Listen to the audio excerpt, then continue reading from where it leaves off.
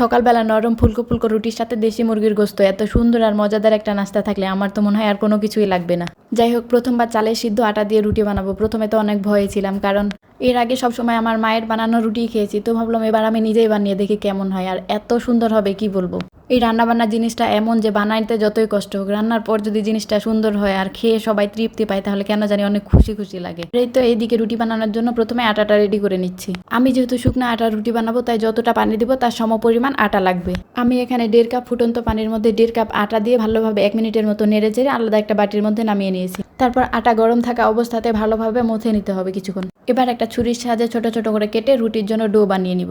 আমি যেহেতু ছোট ছোট করে রুটি বানাবো, তাই ছোট করে কেটে নিচ্ছি। কেউ বড় রুটি বানাইতে চাইলে বড় করেও কেটে নিতে পারেন। আর এই তো হাতের সাহায্যে আমি রাউন্ড শেপ দিয়ে নিচ্ছি, তাহলে রুটি বানাইতে সুবিধা হবে। আর হ্যাঁ, আমি যেহেতু প্রথমবার রুটি বানাচ্ছি আর আমি কোনো পাকা রাঁধুনিও না, তাই আমার রান্নাতে হয়তো অনেক ভুলও থাকতে পারে, যেটা আমি জানি না।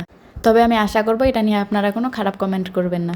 আপনারা কে কে এরকম রুটি খাইতে বানাইতে দুটোই পছন্দ করেন অবশ্যই কমেন্ট করে জানাবেন। আমি তো খাওয়ার থেকে বানাইতেই বেশি পছন্দ করি। এই তো এইদিকে এক এক করে সবগুলো রুটি আমি বানিয়ে নিচ্ছি, আর দেখতেই পাচ্ছেন কতটা সুন্দর হয়েছে বানানো।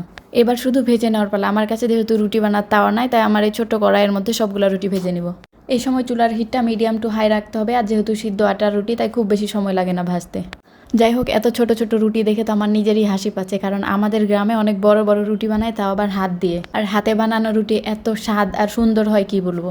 আপনারা কে কে হাতে বানানো চাল আর কালাইয়ের রুটি খেয়েছেন অবশ্যই কমেন্ট করে জানাবেন। আমাদের গ্রামের ঐতিহ্যবাহী খাবার একটা চাল আর কালাইয়ের রুটি, যদিও আমি এখনো বানাইতে শিখিনি, বাট এবার বাসায় যাই ভাবতেছি শিখে নিব। আর এই তো এদিকে রুটি বানানো খাওয়া দাওয়া একদম শেষ, আর আপনাদের ধন্যবাদ আমার পুরো ভিডিওটা দেখার জন্য।